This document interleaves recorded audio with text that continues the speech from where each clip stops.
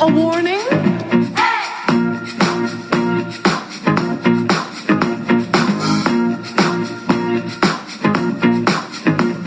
There's nothing to worry about. I'm worried that you work in an office, have children, celebrate wedding anniversaries. The world of heterosexual is a sick and boring life.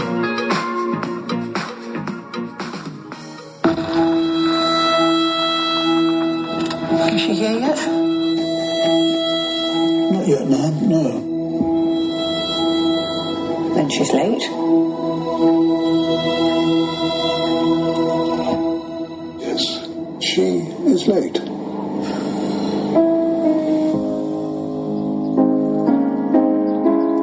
Your Royal Highness. Mummy! Family are all gathered in the drawing room. They are waiting. 3 days.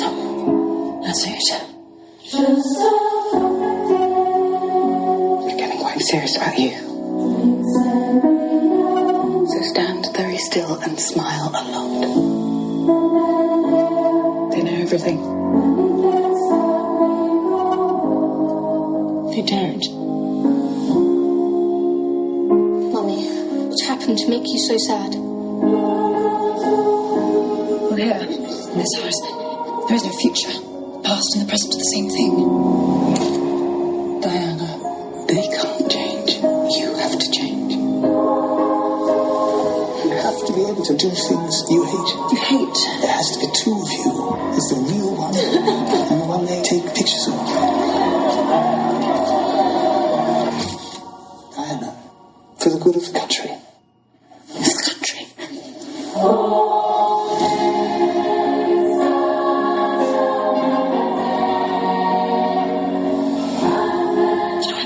Things that are simple, ordinary, the things that are real. There's no hope for me. Not with them. Fight them. You are your own weapon.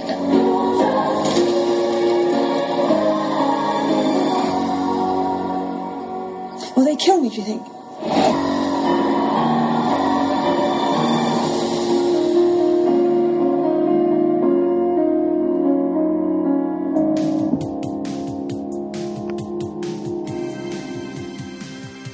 Welcome back to the show, listeners. Welcome back.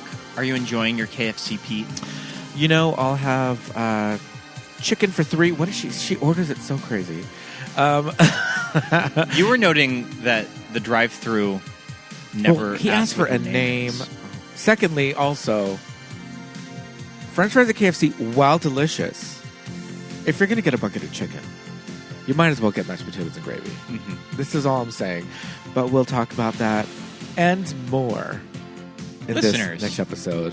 Welcome back. Welcome back. My name's Pete. And I'm Scott. And these are the movies that made us gay. gay. It is a true Kristen Stewart takeover. Yes, it is. It is the Kristen-mastime. Kristen-mastime. Merry Kristen-mastime, everyone. On MTMUG. Yes, indeed. An actress who I really love that we haven't really gotten a chance to talk about on the show. So I kind of thought it would be fun to talk about some Kristen Stewart movies. Yes, we did do one commentary long time ago.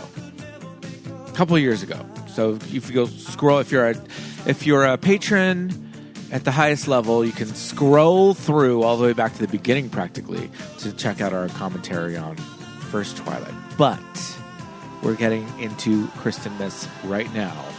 And while I won't say this movie was really fun, fun is maybe not how we want to describe it, but it is interesting. We are fascinated by the subject matter. Yes, very fascinated. Yes. We are starting with what, in my opinion, is Kristen Stewart's best performance. I mean, it's her Academy Award nomination. We're talking about Spencer. Yes, indeed. Directed by Pablo Larraín, written by Stephen Knight. You know, Stephen Knight, who wrote this movie, created Who Wants to Be a Millionaire. What? He wrote Spencer. Isn't that is so interesting? Very, yeah, I saw that when I was doing my notes today. Okay. Yeah. How do you like that? Yeah, I did not know that. Spencer premiered at the Venice Film Festival September 3rd, 2021, and went on to its US and UK release November 3rd. This is the second of Larraín's trio of iconic women in history. Yes. Right in between Jackie, starring Natalie Portman, and Maria, starring Angelina Jolie. Right. Maria, I never saw Maria. we never saw.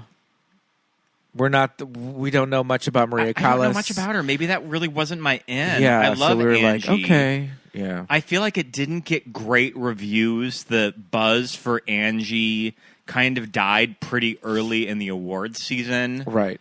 When it came out, and it just got that cinematography nomination. Right. Spencer, on the other hand. Yeah, I mean, it got the one nomination for Kristen Stewart. I feel like she was kind of on the bubble that year because she had missed some major awards. I don't think that she was Globe or SAG nominated, but she ended up with the Oscar nomination. We both enjoyed Jackie, too. We did, yeah. But I think that I enjoy Spencer a little more. Because here's the deal about Spencer, is that Spencer, when it comes down to it, is a kooky art movie. And I think that's why I really gravitate to it. I think it's doing something really interesting with a biopic, because you always hear when actors do press, when they're doing some unusual take on a biography of someone, is that they always say that we were going for that like feeling.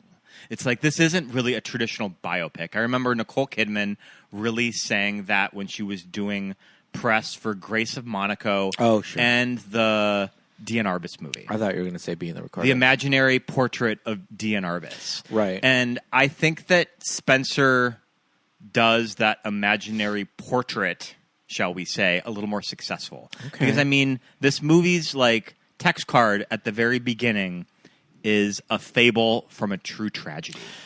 Sure. So it's kind of, it's almost like a dream when you're watching this movie. Right.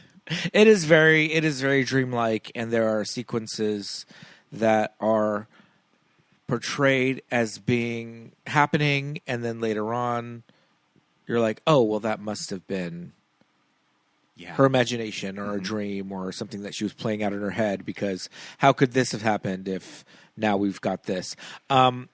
So she was nominated for a Golden Globe as well as the Oscars, but as far as she got the Globe and she missed SAG. But as far as other award shows, she was only really nominated. It was only really nominated by Critics Awards. So it was nominated for the Golden Lion at Venice. A lot of film critics associations, things like that.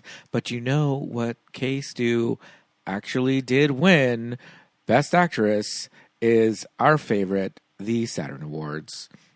Why was this nominated for the Saturn Awards are kind of wild of what constitutes science fiction, fantasy, and I think that... Oh, wait, I'm lying. This says the Satellite Awards. Oh yeah, the Golden Satellite Awards. That's totally different. Okay, that's Golden different. Satellite Awards are just never mind. a random awards body. Okay, we might have to cut that. Okay. Because, I mean, I kind of would buy this getting a Saturn Award nomination because it's such a kooky movie that I don't know if it really fits in any type of genre. Because of those blurred lines of like, is it reality? Is it like fiction? What's going on? Is it all being made up? But awards-wise, it just she just got that Golden Globe and the Oscar. And then, no BAFTA, no SAG. She lost the Oscar to Jessica Chastain. She lost it to Jessica Chastain for Tammy Faye, The Eyes of Tammy Faye. That was a pretty strong Best Actress year, as I remember. That is a very contentious award ceremony. Olivia Colman for The Lost Daughter. Penelope Cruz for Parallel Mothers, which we saw and we loved. Love that performance. Nicole Kidman for Being the Ricardos. Love that performance. And Kristen Stewart for Spencer. Yeah, I mean, The Lost Daughter, is that the one with the movie theater? No, that's not the one with the movie theater. That's the one Lost Daughters with Olivia Colman. Yeah. On vacation, and she steals the baby doll. Got it. And Jessica went. I mean, good for Jessica. Oh, definitely. Our old pal. But, we did see this in theaters. We saw Jackie in theaters. Just like Natalie's performance in Jackie, I think that Kristen did kind of an amazing job of embodying this person that there is so much footage of. Yeah. You know, it's so hard to do. You know, you don't want to do an impersonation in these movies. A lot of times, if the look isn't right, like people just were so, you know, all over the place about Nick in being the Ricardos, but something about the way Natalie and Kristen were dressed, Styled. helped so much. And then they both did a really great job with. Also, both of those characters have such precise ways of speaking and especially somebody moving like and all of that. Diana Spencer, Diana Princess of Wales, is especially the voice. It's that soft spoken. There's a way to do British Diana. accent, There's a way to do Diana. and you don't want to Both turn of into them, Marilyn Monroe. I mean, you very easily can. Both of them on The Crown did a really great job with it. Both of them on The Crown really looked like her, and Kristen doesn't necessarily look like her. but I too. think it worked. It works, It though. worked enough. The odd thing about Kristen is that she's it's not an odd thing, but I mean, one thing about Kristen compared to the two in The Crown is that she is a small person. She's petite. She's a petite person. And Diana, you don't think of as being short, right? I don't know like- how tall she was. She was probably like 5'8", Hey, maybe. Siri, how tall was Princess Diana? I would say she's probably 5'9". Siri's not answering. She said, Hey Siri, how tall was Princess Diana? oh, okay, here we go. 5'11". It came to my watch okay. because you're probably on quiet mode or whatever. 5'11". Okay. Yeah, tall. Tall. Considerably taller than me. I'd have to Elizabeth look up to Debicki's is a tall bitch too. Oh, Debicki's like 6'2", so that's a whole other story. That's another thing that was one. See, that's one thing that threw me off in this movie. That Charles, I'm just like, short. Who's that? Not him. I mean, we're going to talk about portrayals of the royal family. We talked a little bit. I'm excited to talk about. We talked a little bit about The Crown, but that is not the only time that the royal family has been portrayed in television and movies. I mean, you've got how many films, the Queen, like all this stuff going on, and so many different portrayals, and it's usually Elizabeth. Yeah. Right? It's usually Elizabeth.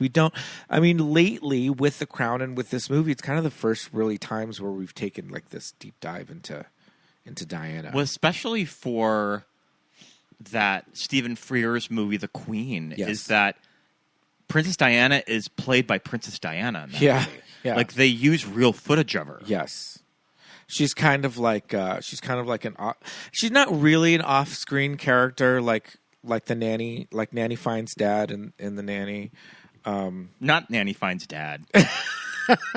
Hey, Nanny Fine's dad and Princess Diana have a lot in common. One of them being they're not seen on screen. Who are some other famous off-screen characters? Stan Walker from Will and Grace, but I don't know. I think for so long, maybe Diana was kind of like almost an untouchable kind of character. Yeah. Like too soon. And even in The Queen, the boys were used very limited, Right. too. Like they had scenes, but you didn't really see a lot of dialogue with them. Right. It's kind of my thing when we start watching things like The Crown and this. And see, with this, it's easier to suspend your disbelief and just be like, this is what did it say? A fantastical tale, a tall tale and yarn. A fable from a true tragedy. It's a fable from a true tragedy. But when you're watching The Queen, you're just like, how do they know they said that? You would always say that when we were watching The Crown. They just made that up. Who told them that? Just turned to Alyssa Edwards. Who told you that? I don't know. I don't know that this conversation ever happened because The Crown really plays it off like this is how it went down. So many people watch The Crown with Wikipedia on their iPad going, okay, what happened when that factory exploded and that whole town got covered? All right, I want to read about that now. That guy that broke into Buckingham Palace and just had a 20-minute conversation with Elizabeth while she was in bed. She was just like taking his confession from like her bed. Well, the whole separate bedrooms thing. Love it. So crazy. I love that. Just like, okay, good night. And This walk across the hall.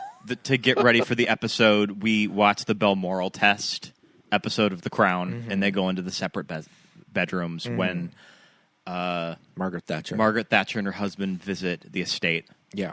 And they're just like, what the hell is going on? Do we have to sleep? Okay. Royal protocol is fascinating. Yeah, I want to talk a little bit about our backgrounds with the royal family from just kind of our past and what we grew up with before we get into Spencer. Right. Now, listen, the two of us we are the proletariat. We are plebeians. We are common. And by no means are we like, yes, the monarchy. Yeah. We yearn for the monarchy. A royalist? No. Yeah. But that said, it's fascinating. It's very fascinating. We don't have it here. And so when we see it, we're just like, oh. Now, I do remember Charles and Diana's wedding as a kid. You would have been little. What year was it? 81. 81? Okay, maybe I don't remember it. Yeah. Okay, I maybe remember MTV from those years. I remember We Are the World, and and that's 82. I remember E.T., that's 82. 81, I'm towing the line there. Maybe I'm getting it. But I feel like I remember just kind of like, okay, this big thing is happening. It's on TV. I could see your watching. Mother being really into it. I think so. Yeah. Because she was, in 1981. Yeah. Yeah, she's like not even. She's like, she's 26. She's watching, just like. Well, I think that for somebody like Diana, 25. for women our mother's age that are close in age of Diana, I think that's where their personal connection to her with like a whole generation of women in the 80s. Yeah. Of just kind of seeing this girl marry into royalty that is around their age. Right. Because, there is a generation of people that grew up with Elizabeth II, but we all kind of grew up with Elizabeth II. No, we grew up with she's her always as like been there. the grandmother queen. Yeah. But being contemporaries with her. Sure. So, in like modern popular culture, like she, what is it that was Queen Elizabeth the same age as like Marilyn Monroe or something like that? I think that's like a weird factoid. Like they were born in the same year. Okay. That makes sense. She's the same age as Margaret Thatcher, but she's, I do want to talk about this. Like she has looked like an old woman since she was a young girl. And no shade, but a handsome woman. All of the Windsors kind of have that horsey face. It's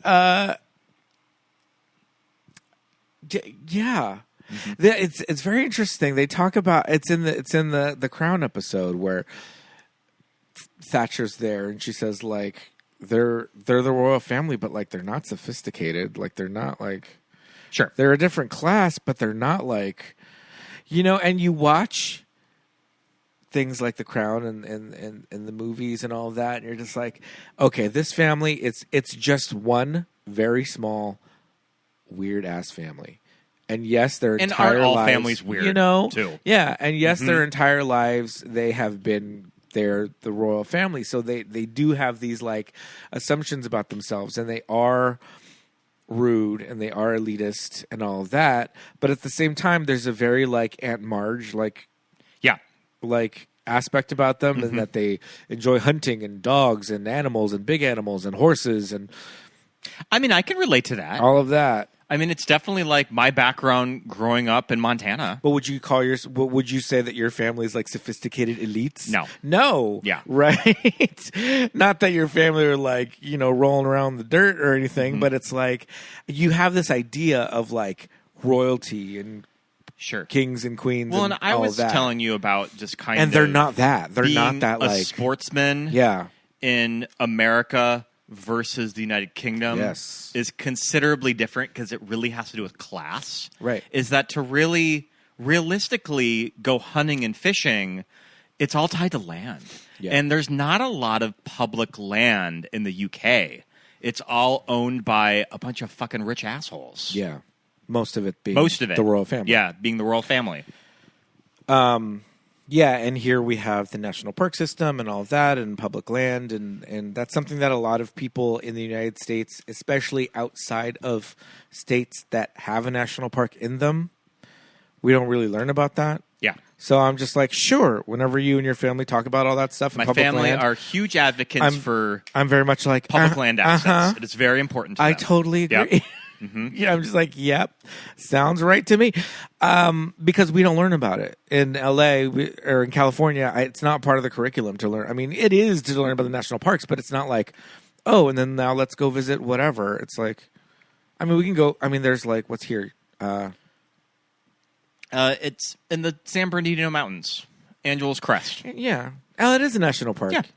You're right. Angeles Forest. The forest, yeah. I guess it's part of the national park system. But it's not like freaking Zion or like, I don't know. Well, no. Yosemite's here. Mm-hmm. Yosemite's in California. Yeah. Yeah. So there's national parks there. Shut my mouth. Mm-hmm. But I don't know. I think that it's in places like California, Southern California, where I grew up, I feel like it just was not really a big part of learning about. No, I get that. You know, Mm-hmm. whereas in some place like Montana, it's like, okay, there's Yeah. national parks everywhere. The whole state's a national park. So kind of my memories of Diana that I would have been 11 years old when she passed away in the summer of 97.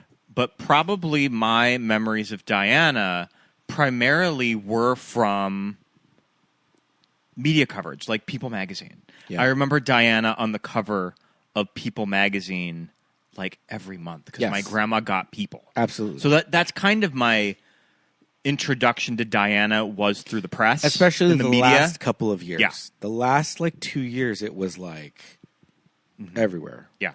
All the time. Yeah. We had People magazine as well, so we got that. Yeah.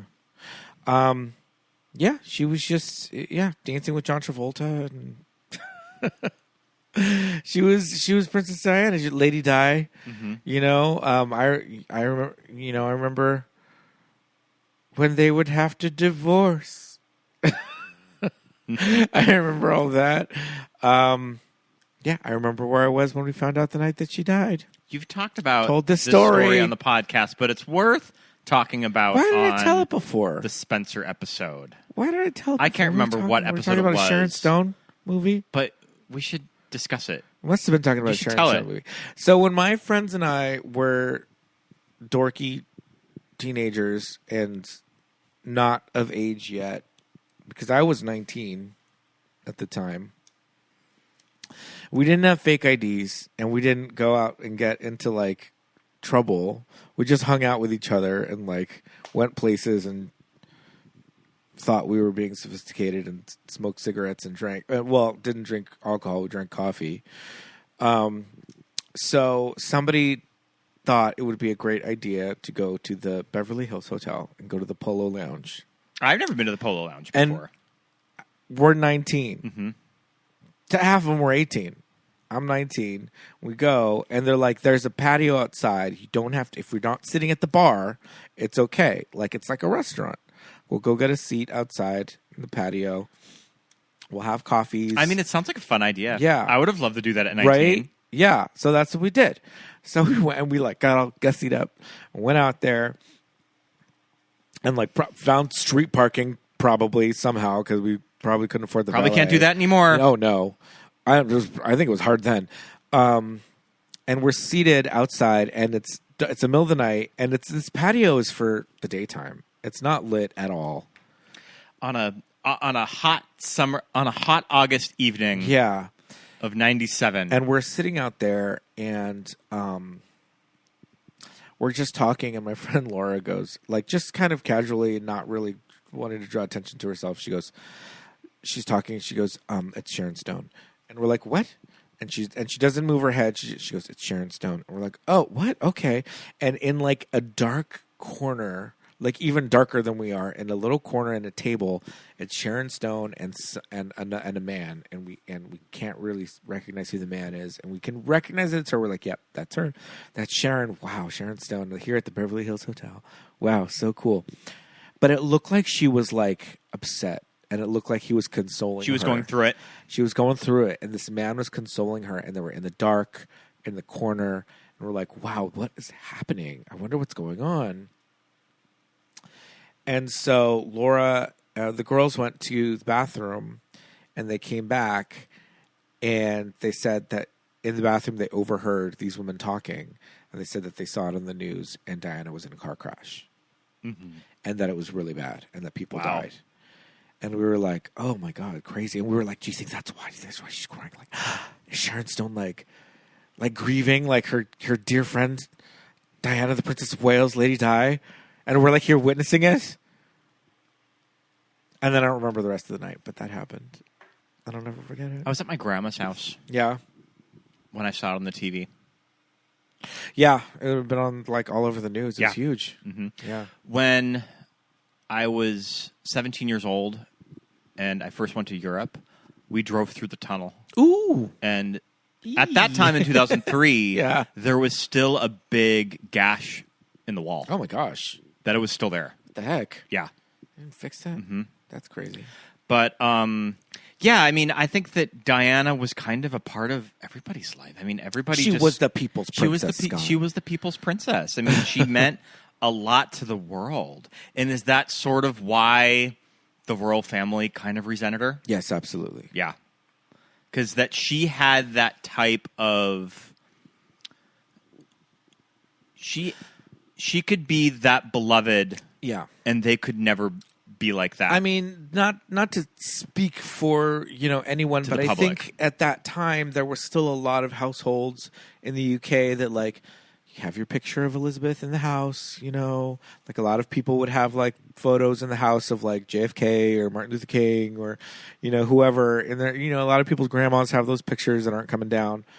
But a lot of people would have like, you have your picture of the Queen, like in the house, whatever. And yes, they were kind of reverent to them, but Diana was so much like, and even though she was not a commoner, by any means, she came from privilege and wealth and all that, and she grew up in, but she was maybe a little more accessible too. But she was less part of. Wasn't she working wasn't she working at a school? When she first met Charles? I don't know. In this movie, she said she was cleaning houses. Or on The Crown. Oh, in the movie? Was it on The Crown? Oh, okay. That was on The Crown. Oh, now I'm confused. That was on The Crown. Yeah, it was. But yeah, I don't know. There was just something. She was very personable. She didn't... she flouted a lot of the rules, right? A lot of the rules that the Crown has with the public, as far as like engaging with the common folk, touching, and like talking and like all of these things that you're not supposed to do and keep a distance and things that Elizabeth would hold very like staunchly behind, like not expressing opinions about things and not taking sides and all that. Diana was very much like, I am here for the children. I am here for the AIDS victims. I am here for the homeless. I'm here for the landmine, countries affected by that. And she was out there doing these things where it's like, they weren't really supposed to take a side on that. And it's like, well, maybe you should. Yeah, she's sort of using her title to do good in the world. Yeah. Yeah. Something that they all should be doing. Right. Mm-hmm. Right. And I think, when you're somebody like Elizabeth, it's like your entire life, you're kind of like taught to do everything one way. So, these new ideas are difficult. So I think The Crown is something that kind of like shows you both sides. Yeah. It really fleshes out all of the sides of all of that. Yeah. Especially the last few seasons when Diana did that famous interview, and you have that big sit down with the Queen where she's talking to her about it. Yeah. And she's just like, and the Queen's like, what the fuck? What the fuck, bro? Why do you have to do that? Mm-hmm. Why you gotta be like that? Yeah. Yeah. Yeah. But, you know, I think that she's just somebody that that people were just able to kind of latch onto. Mm-hmm. And I don't know, maybe if it was today, we have more access to people's personal lives. I don't know, maybe people would have seen a different side somehow with social media. I mean, whatnot, people still have a very contentious relationship with Harry and Meghan. Yeah, absolutely. Too. Mm-hmm. Yeah, which is crazy. Mm-hmm. There was a lot of comparison to Diana with Kate, but I don't know. I think they're very different. I think they're very different. I think Kate plays the game a little more. Right, absolutely. Yeah. I think Kate is in there to like, she's in it to win it, right? Mm-hmm. She's like, we're in this for the long haul. But also maybe she doesn't have as much to worry about as far as like a whole ass other relationship. Yeah. You know, all that Camilla stuff. Yeah, it's a long and sad and sordid tale of Diana and Charles. I think that my marriage interest for the royals, because it's one of those things that it's not like I really thought about the royal family all that much growing up. Yeah. Or really dissecting it. Yeah, no. But I do remember when The Queen came out and that DVD, there's a commentary on that movie of a royal expert, and he just kind of goes into all of the royal protocol and everything that they put in that movie that is very true to life, and how you interact with the Windsors. And I thought it was just really interesting. Yeah. That I had never really seen that big of a deep dive of just how traditional and weird all of that is with the English crown. Right. But yet it's so weird, and it's so steeped in tradition and protocol and all that stuff. Yet, I mean, according to what I've seen from movies like, you know, The Queen and watching The Crown, they just seem to just be like, what? Yeah. What? Why aren't you getting this? Mm-hmm. What's wrong? What's wrong with you? Did you ever see The Madness of King George? I did not. With Helen Mirren I did not. and Nigel Hawthorne. And they go into just kind of the history of all of that behavior. And especially when you have royalty that has a mental illness. Wow. And just kind of how crazy that gets when you factor in somebody that's going crazy. Yeah. Mm-hmm. Because you have to follow it. Yeah. So if you have somebody who's the head of state that's like losing their marbles, you got to just follow along. Yeah, that's crazy. This whole movie, Spencer, which is the course of 3 days, right? I mean, there are flashbacks, and there's like the ghost of Anne Boleyn, and there's a lot of stuff. But essentially, this is a 3-day weekend. It's Christmas. She just literally has to do Christmas Eve, Christmas Day, and Boxing Day, and she gets there in the fucking 6 o'clock at night on like Christmas Eve. It is the National Lampoon's Windsor Family Vacation. But yet, home for the holidays. In that brief amount of time, she's just like, these shitheads. And I think it was like, I gotta fucking. And I think it was really that Diana was really at that point where she was at an absolute breaking point with her relationships with everybody. Right. Her husbands, fucking other women. Yeah. The entire family hates me. This portrayal of Charles in this movie is insane. This man is her husband. He speaks to her for 5 minutes the whole movie. They're like, other than that, they're never like in the same room together. Like, she arrives on her own. She leaves on her own. She's got her own room. Like, this shit is crazy. But this family is just like, yeah, that's how it is. Like, he's got his schedule, she's got her schedule. Like they just do their own thing. I think they practically lived in different homes at that point. He arrived with the boys, like she gets there later. It's like, what is this? How is that a family? Like, how is that a marriage or relationship? It's like, what? And yet she is just like ostracized and like looked at like the crazy person. Yeah. Because she can't like hang out with her kids and like, has to like succumb to all this like medieval nonsense. Like weighing yourself when you walk in. Yeah. Is this a thing? I feel like it has been a thing. Yeah, I didn't. I would hope that they don't do it anymore. I didn't do the research on this one, but but it's one of those things that's just like, oh, the Queen loves doing it because it's just like a fun little tradition that they have. What does Kristen say over and over again? It's just a bit of fun. It's just a bit of fun. It's just a bit of fun. It's a little Bilbo Baggins. It's just a bit of fun. I just think of it as like Ian Holmes saying. She says that quite a bit. It's just a bit of fun. Because that's their thing. They're just like, what? Why are you not enjoying yourself? She's like, bitch, come on. Now, granted, again, I know we're a few minutes into this episode, but this movie is a fictionalized account.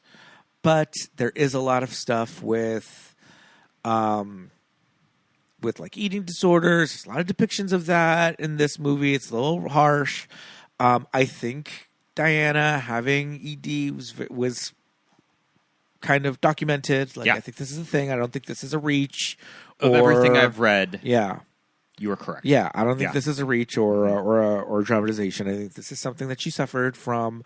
But it is a little like on display in the movie a couple of times. So that's there. But the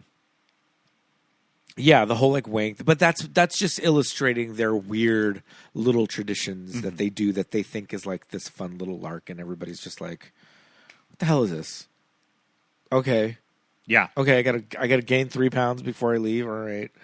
I got to eat all your weird-ass food, Elizabeth. We were talking about your weird-ass bland eating food situation when you go over to the Queen's house. Now, when I say bland food, I'm not shading English cuisine. Not at all. Because we are on our way to jolly old England in like 8 weeks.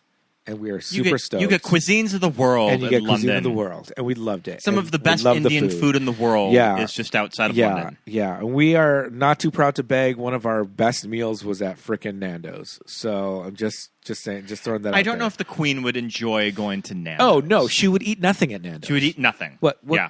None of the sides, because she doesn't eat starch. No rice, no potatoes, no pasta.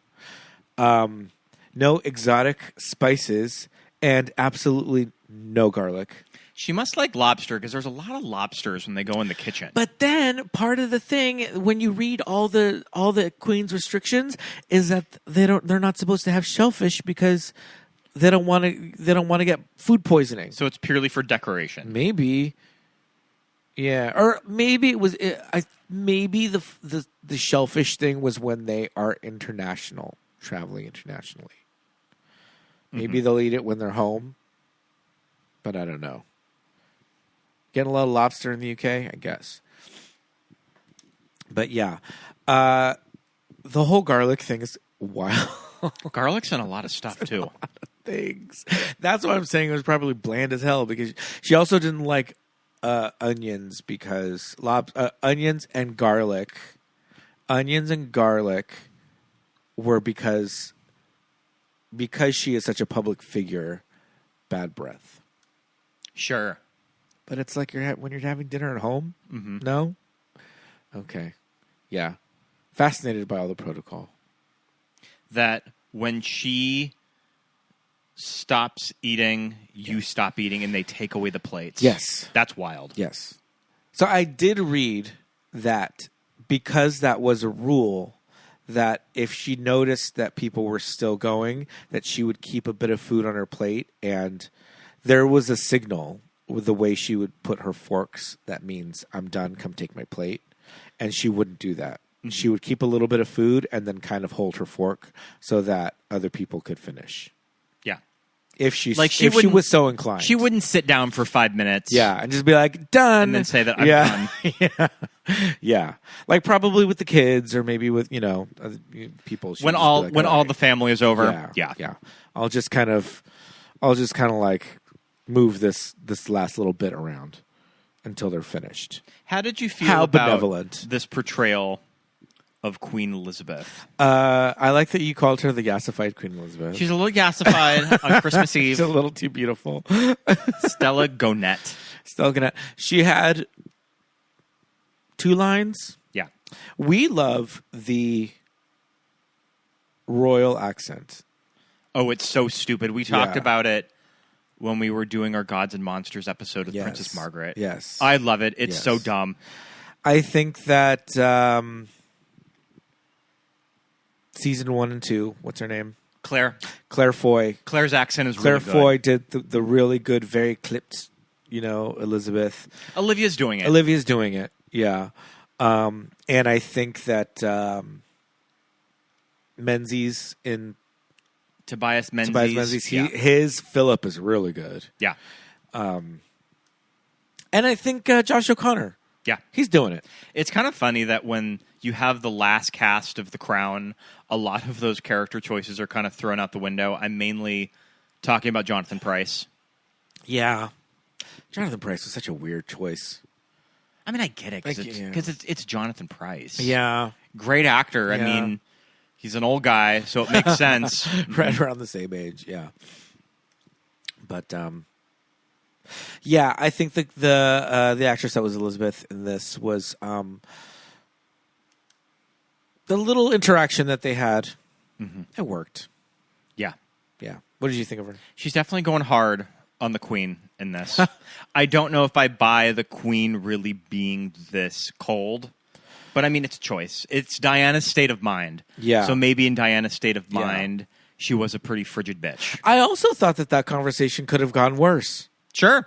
Absolutely. I also, I'm putting myself in Diana's shoes, and if that's my mother-in-law and it's the Queen and this is everything that's going on, and I'm just like, I don't know what the fuck to say to you. So I really liked your dress that you wore on TV. Yeah. And in your little Christmas speech that you do every year. I always think that she's going to ask for the key to to Park House. Yeah. Oh, I want to talk about Park House. Ah. I want to talk about all of it. Yeah. So I do want to talk about how we are introduced to Diana. Yes. Her first line of the movie is "fuck, I don't know where I am." When she's looking at her map. Yeah. And then when she pulls over and she goes into the restaurant, her first line is, "I have no idea where I have no idea where I am." Yeah. And that really, I think, communicates the state of mind Diana is in at this point of her life. She's frazzled. She's driving alone.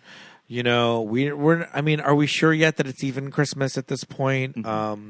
But she's just like, she's in the middle of the English countryside. And then it's somewhere. revealed that this is where she grew up. Right. So these are roads that she would should know. That she should know. Right.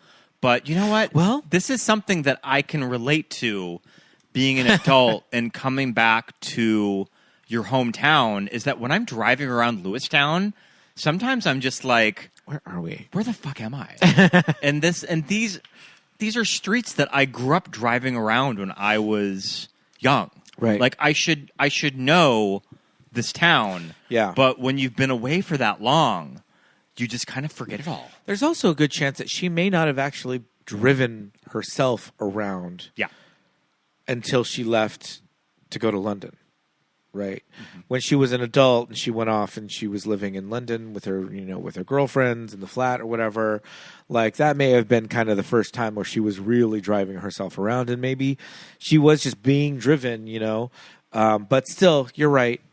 Yeah. When you go back, sometimes you're like, okay, wait a minute.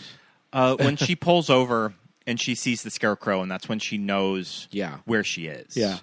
That this is the ghost of her past. This is the Fiero of her childhood.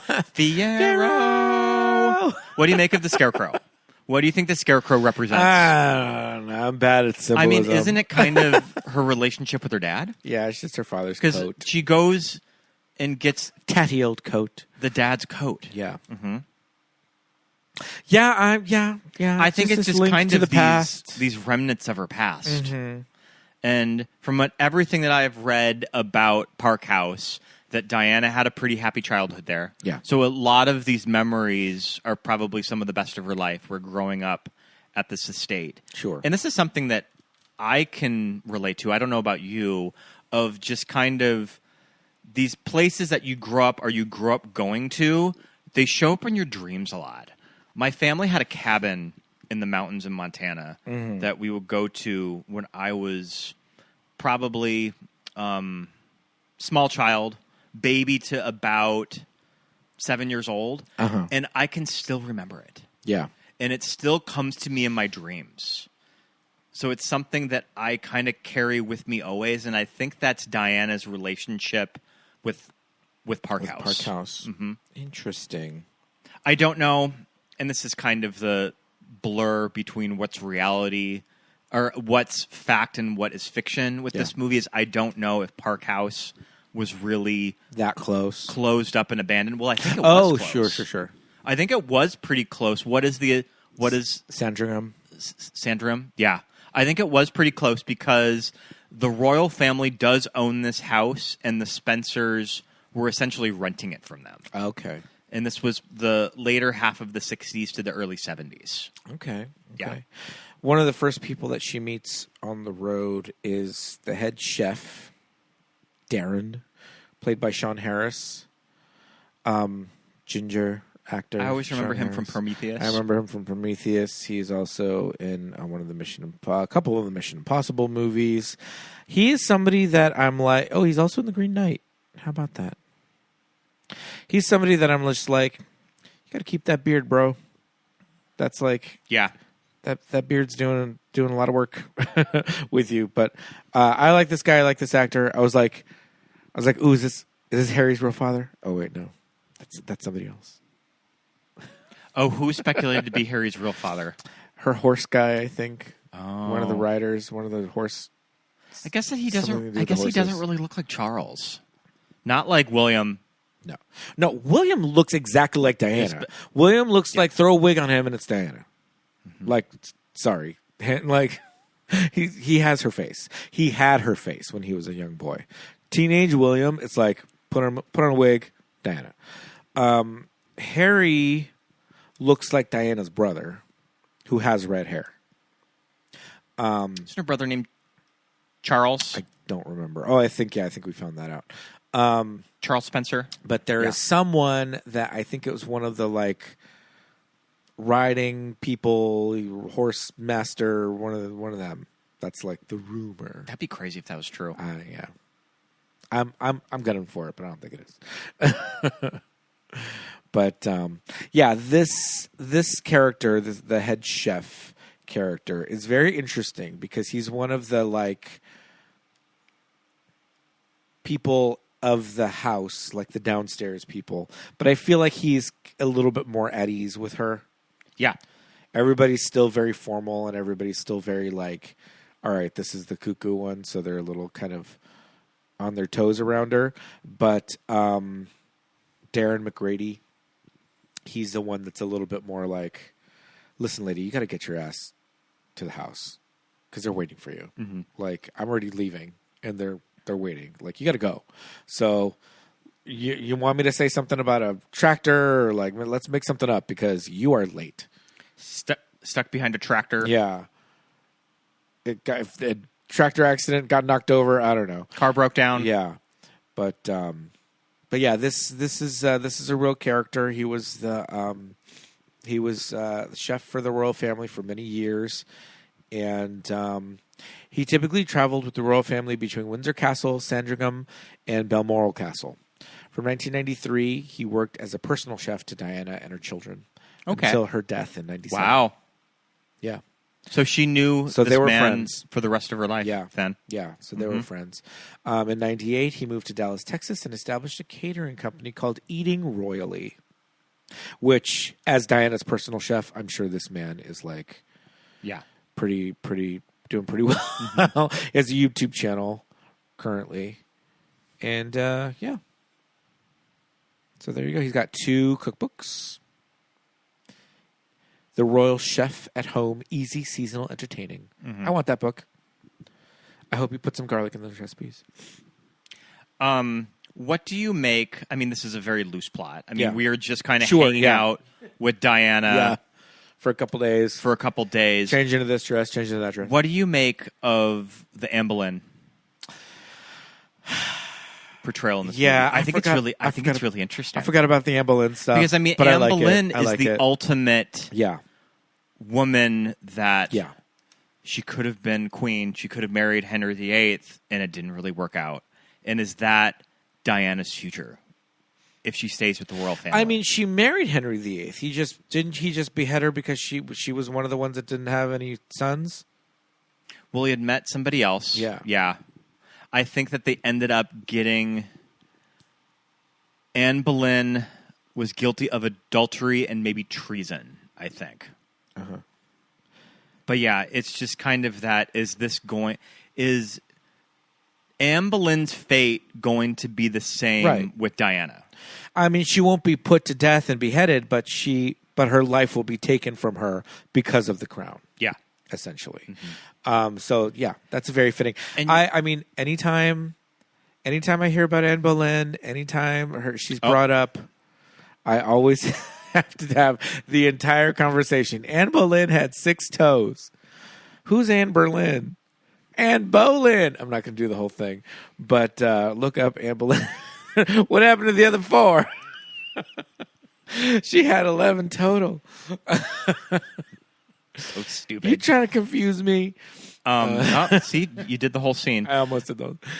All of the scenes with Diana and the necklace. Yes. I was Googling This pearl necklace. the pearl necklace, God. like if this is actually true.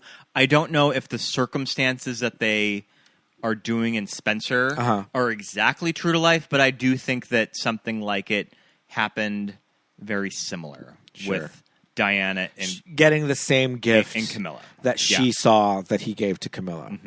Shade. And also all of the imagery. Isn't that just like Charles? And all of the imagery of Diana wearing that necklace and it's almost choking her. Listen. Yeah. Every time this woman is on screen and walks, you just hear this like clinkety clink clink clinky clinky little tinkle clinkies. And it's like she's not covered in jewels. She's not like swimming in diamonds. And there's a little thing about a line that she says, like about being weighed, and like half of his jewelry anyway. But I love that every time she says a little joke, she has to say like, "Just kidding. I didn't really mean that. I didn't really mean that." You didn't say JK though. It's very Candy Muse when she's doing the roast. Just kidding. Just kidding. But because she knows that everything she says, all these idiots are like, well, that bitch just said. People take it so literal. That bitch just said she's half Jules. What does that mean? You know? And she's just like, fuck. God damn. So, like, everything, she's just like, well, I'm obviously not half Jules. Yeah, the little sound, like, what even would you call that? Like, sound effects of the clinking, like jewels behind her, and you know as she's walking, and when you see Anne Boleyn in a scene and you see the headdress and everything that she's wearing, you're like, okay, it makes sense because there are little pearls hanging from the little, I don't know what that thing, that cowl, whatever that cowl is called, that makes her look like the Queen of Diamonds. There's pearls hanging from it, and there are jewels all over Anne's dress. She walks, I forgot about the shot where they put Kristen. She's in it, in the Anne Boleyn costume. I forgot about that shot. Yeah. I love all the scenes in the house when she does make it over to the estate, and she's walking around. And this is when it really turns artsy fartsy, and you get all crazy. of the flashes of the runways of Princess Diana's past. Yes. Like she's wearing all of the iconic outfits. Yeah. That when you go to a movie like Spencer, Yeah. you're going to want to see the wedding dress. Oh my God. You're going to want to see these really famous outfits that she wears. And one of them is that yellow dress with that hat. With the pirate hat? With the pirate hat. Mhm. We were talking about that shade of yellow. Oh, yeah. Is so signature early 80s. It's like a pastel. That shade of yellow is not in clothing anymore. No. It's like an Easter yellow, like a pastel-y kind of yellow. Yeah, a peep. It's like a peep yellow. Yeah, the tricorn hat is insane. I loved it. But yeah, when I need some Wellingtons and a torch. A torch. I love it.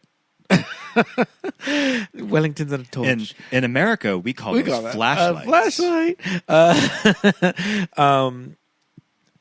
But everything she does is like in a ball gown. Like, I'm going to put on the wellies.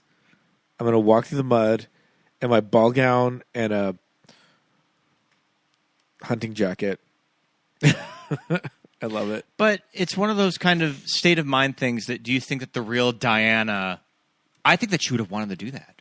Think that she ever thought one just kind of Christmas week? Like, it's right there. Can I just take the boys? There. Can I just take the boys and go? Can I just show the boys my room when I was a little girl? I can do it by myself. I'll be there and back in 20 minutes. Do you have the keys? Yeah.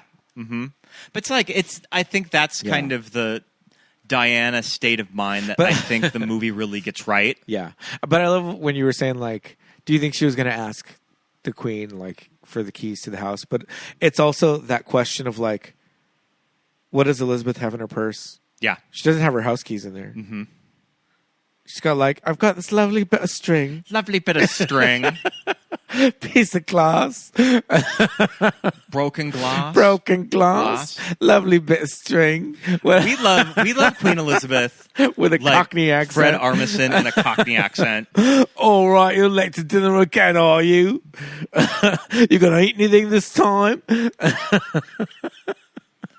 We love... Oh, no, not the deep voice. It's got to be the Monty Python. It's got to be like, oh, hello, love. Made it to dinner. Well, isn't there that sketch where the queen is playing drums? Yeah. With Fred Armisen. Yeah, when he's like the punk rock. Yeah. The punk rock queen. He's like she's like a very Johnny Rotten, like Elizabeth. It's when she first meets Kate. Yeah, that shit's great. I love it. But yeah, what does the queen have in her purse? Does she have the keys to Park House? She's like, well, bitch, I couldn't get it open even if I wanted to. Yeah. It's in a lockbox somewhere. I don't know. Who the hell has keys to these palaces? Timothy Spall. Figure it out. I mean, I wonder if the queen in her later years Rafe Spall's had dad. an iPhone. You think about it, and you think like, oh, these oldies, they're not going to be able to work. Oh, these oldies can work an iPhone. These old people, these 80-year-olds, they know how to work an iPhone. They may not know how to use it, not on speakerphone, but they know how to use it. They're texting. They're doing they're doing it. They don't need a Cricket anymore. I like to think that the queen had Apple products in the last few years of her life. I mean, yeah, why not? I mean, she had to talk to the grandkids somehow. Yeah. Maybe she's not doing like FaceTimes on her own, but like I don't think that they had like an old tube TV sitting on a rolling cart. Do you think that it was a flat screen TV? Yeah. Just why like not? In the middle of the room? Yeah. Just like The Simpsons. They're just going on with the times. I don't know why I think it's so funny in this movie that Elizabeth is making the entire family watch the Christmas Message. I just find that so ridiculous. And I don't think that we've got to watch. And I feel like the real queen probably wouldn't do that. Sure. She wouldn't subject everybody to that. I think, I don't know. I feel like it's kind of somewhere that like, because there's like stuff like, what does she do like every day? Like, what does she do with her life, right? And I think there was like a thing where it's like, well, she watched the news or whatever, like she watched TV for parts of the day. Is it Trisha? Yeah, she watched a bit of Trisha. She watched a bit of Trisha. App reruns. Yeah. I mean, there's always that story. I don't know if this is true. I was thinking about it this week, but I'd always heard the Golden Girls cast. Oh, yes. I've heard that. A little performance for Elizabeth and the Queen Mum. Yeah. Because the Queen Mum loved the Golden Girls. Yeah, she loved it so much that they were like, just come over and do a little bit. Mm-hmm. And yeah, I don't know if they did an episode. I don't know if they wrote something special. I like to think that they did like their own Golden Girls live. In Buckingham Palace for them. Just the four of them. She's like, all right, when the Queen beckons, you get your ass over there. Mm-hmm. I like to think that's true. Yeah, I think that. I mainly just like to picture Elizabeth and her mom just laughing, and quiet, watching quiet. the Golden Girls. That kind of warms my heart. Yeah. I hope it's true. Yeah, see, they get it. They know it's funny. Let's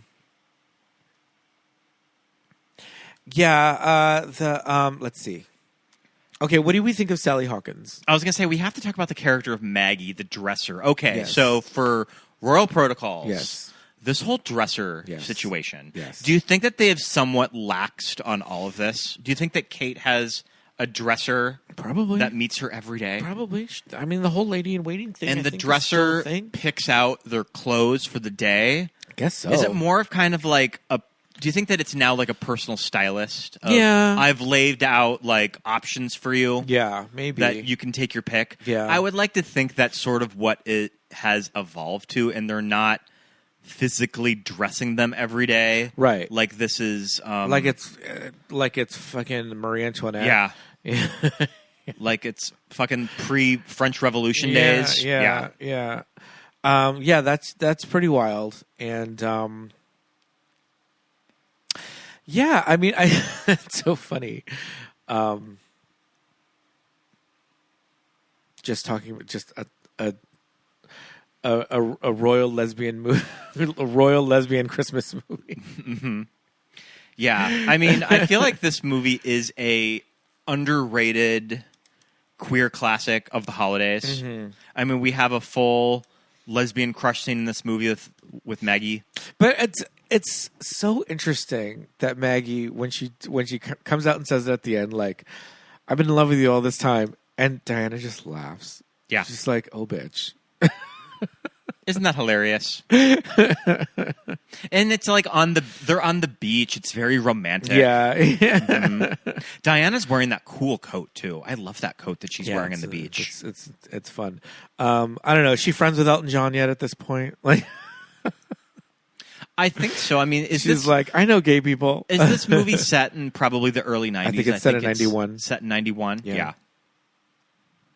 She goes way back with Elton John. Mm-hmm. She's like, oh. she's been a royal hag for a couple of years now. Mm-hmm. She knows her way around gay people. Maybe she didn't have very many lesbian friends, though. Possibly true. Also, mm-hmm. Yeah. I mean, Diana would be a really good lesbian crush. Yeah. The hair length in this movie. How do you feel about Kristen's wigs? The hair length, she never got to that mid-90s short. Like the mom cut? But let me tell you this I guess much. it's kind of like an elevated The mom young cut. kids now, the boys, 20-year-old boys, have Princess Diana hair now. You know the hair that the girl that went missing on the cruise ship, the lesbian? Yeah, Amy Bradley? The 20-year-old boys have that haircut. The low taper in the Really? back. Okay, the low taper. The low definitely. taper. It's that. And so the back is really poofy. The back is really like... I hate when my hair gets like that. But they love it. That's when I know that I really need a haircut. But they love it. It's a low taper fade, but then it's like all poofed up in the back, and then the front just looks like your grandma. It's a 90s lesbian haircut, and Well, I mean, you know what they're doing for Kristen, and this is a really good... when you're making a biopic about somebody iconic, is that sometimes... one look and they went with it. You don't want to go too literal. Yeah. You want to dress and do hair and makeup on the actor or actor that looks the most flattering for them. That's true, And yeah. I think that's why they didn't go the short cut, is that they did kind of the... I mean, it's kind of like a little bob. I mean, even though Kristen's hair is kind of styled like that in some scenes, I'm mainly talking about maybe the church scene. Yeah. Where I think it's the closest to our memories of Diana. Yeah. I'm trying to see if there's like photos of her outfits from this movie against real photos of her. These stills of Spencer. I'm scrolling through IMDb. All of these look like editorial photo shoots. I know, but She these are looks- like shots she from the looks so movie. stunning. But like, When I worked retail, she had longer hair, yeah. Diana. Okay, and there's In those early the days, plaid the look. plaid- that's the plaid the blazer. boxing day at Vivian Westwood's house. Look. Boxing Day at Vivian Westwood. But what I was going to say is Yeah. that when I was working at Barnes & Noble, Uh-huh. Kristen Stewart came in. And her friends were doing a return of something. It was after the holidays. And this guy and this girl walk up with this woman with glasses. And then I get a good look at her. And I'm like, holy shit, it's Kristen Stewart. Yeah. And Stenosha Brooks in person. Stunning. Yeah, you're just like, oh, Yeah. congratulations, bitch, on that face. Very beautiful in person. Yeah. All right. But yeah, these stills of Kristen in this movie, she's so beautiful. Yeah, I'm trying to get. I think the yellow dress is maybe not a complete literal dress. I'm seeing a red version like that. But yeah, this movie is very much shot like a Vogue editorial. It is beautifully shot, and I will say, the cinematography is so good. We're watching. You know, you watch TV, you watch movies nowadays, you're just like, what? I can't see anything. It's so fucking dark. But I will say that this movie was bright in a way that I was like, thank God. Whoever shot this movie was just like, they were killing it. They really like they knew what they were doing lighting this movie is shot by a lady. Oh, how about that? Lady DP. All right. Claire You Mathen. better She work, did Claire. Portrait of a Lady on Fire. Oh, I feel like Portrait of a Lady on Fire and Spencer would be a really good double feature. Okay. Is that another lesbian Yeah. You know lesbian what? beach movie? Portrait of a Lady on Fire. Do you remember that SNL sketch Oh, sure. of yeah. the period lesbian movie? Yeah, period lesbian movie. Yeah. Yeah. It's like Portrait of a Lady on Fire, Ammonite. There you go. Mm-hmm. Let's see. There was no question. Film was the obvious choice. There was never a question about shooting digital or film. She revealed that her and the director reviewed scenes from Stanley Kubrick films, such as Barry Lyndon. I was Clockwork thinking of Stanley Kubrick when we were Yeah. watching it tonight. Yeah. That there was some very Kubrick Yeah. influences to Learning how about style and camera movement. everything was the composition and how it was shot, of how you kind of film a large estate like this. Yeah. And this movie was shot in Germany.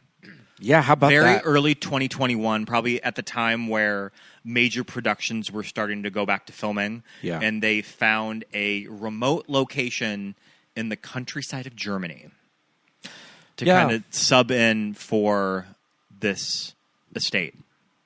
Yeah, it's we just said what it was, and I don't know if Sandringham is in Scotland. Balmoral's in Scotland.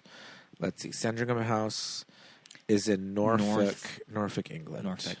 Yeah. Okay, so that's that's not that far north. That's yeah. Okay. Sure, it looked like. But that's the thing, you know, when you watch The Crown and they're like, and this is Balmoral, I'm like, sure. Whatever that CG castle that you just dropped in. Well, I also don't know what that Balmoral looks always like. has a specific look to it. Yeah. That it doesn't look like this from this movie. Yeah. It's a little more, That's the real Sandringham. yeah. It looks enough like it. Yeah. I think that the castle that they used in Spencer is bigger. This is crazy. This is like the size of the Glendale Galleria. Why does one family need to, like, what are they? Right. How much staff is there for those like 10 people? That menu, that chef is going over with the cooking staff, everything that they're making for Christmas dinner. And it's like, there's like 15 people max in this house. Are they going to be eating all of that? Yeah, what the fuck? They're just How making much, this. How much of that food are you going to throw out? Yeah. I hope all the staff gets to take some of that home. This house is huge. I mean, obviously it's a royal estate, whatever, but it's like, what's going on? I have in my notes the style choices that this movie is a fairy tale. I have in my notes the violin players the violin players during dinner. I Yeah. don't know if in real life that they actually had this pretty much orchestra performing as they were eating. Sure. But I mean, in Spencer, they're there. I mean, I was reading a couple things again about the like eating, dining protocols and all that, and it does seem that dinner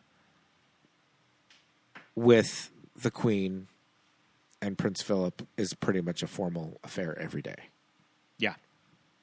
So I don't know. Yeah, maybe not quite a string quartet, but formal dinner every night. Oof. Your whole life? Mm-hmm. Yeah, no wonder Diana didn't want to go. That's crazy. Mm-hmm. That's crazy.